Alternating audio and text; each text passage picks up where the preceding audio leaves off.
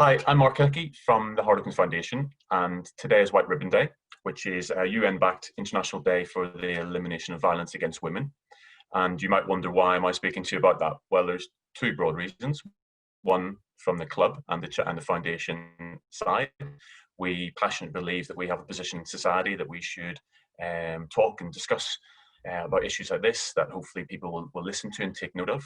But on a personal level, I've got lived experience of domestic abuse throughout my childhood, and I'm quite happy to talk about it now. Whereas whenever I was younger, I couldn't. I feel no emotion around it now, and I feel it's important to let people know that these stories happen behind these closed doors, so that other children who are in my position, for me, understand that there is a way out, understand that they can succeed, and understand that they should try and remain and stay positive and push forward in their lives. So when I was younger, as I say, I lived in a house that experienced quite serious domestic abuse. To the point where we had to move around quite a lot, and I lived in several different houses all throughout my childhood. My father was in and out of my life up until I was about 10 or 11, and that's the last time I've seen him. I turned 42 last week, so I haven't seen him in that period of time, and I don't understand why a father would not want to see his kids. And it really, I struggle to make that, join those dots up as a father of two young girls myself. And thankfully I'm in a loving, warm family now in my adult life. So we moved around to the point where my grandparents, couldn't know where we lived, as in his parents. They would have to drop Christmas and birthday presents off to the school, and people would kind of know what was going on. I changed my name, so my name was actually Yates when I grew up, and I changed it to Lecky when I was in my first year of secondary school. So coming back into my second year, all of a sudden I was Mark Lecky, and people didn't know who it was when they were reading out the roll. So it was a very strange time. But rugby actually got me through that. So rugby was, I played for rugby at school. It was a pretty good rugby playing school. We trained a lot, and I think there's probably two paths you can take when you experience stuff like that. And thankfully, through sport and through doing well at my academic studies, and through having a supportive mother, then I,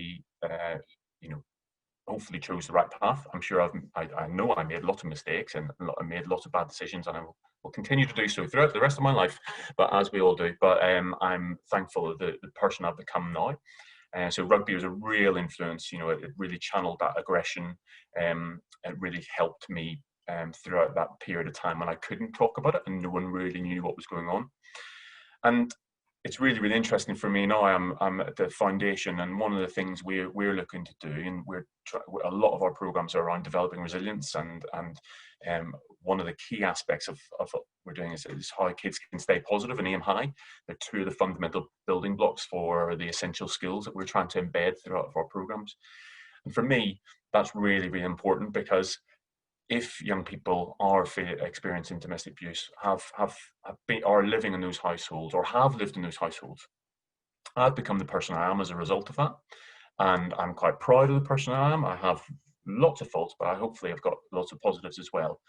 And I want to develop my children to be resilient, to stay positive, to have aspirations. But I don't want them to go through negative experiences to get to that point, which is what I had to, alongside the love and the support that my mum gave me.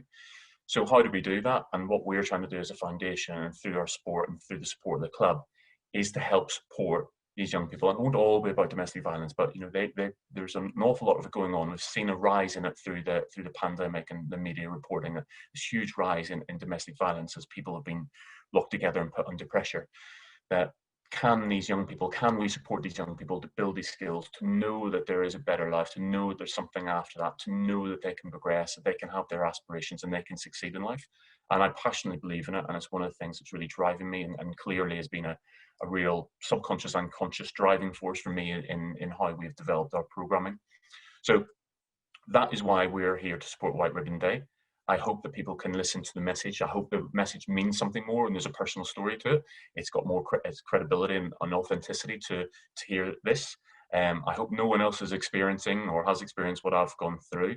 If you have, please reach out to those support organisations that are there, and please pass this message on so that we can try and end violence against women. Thank you.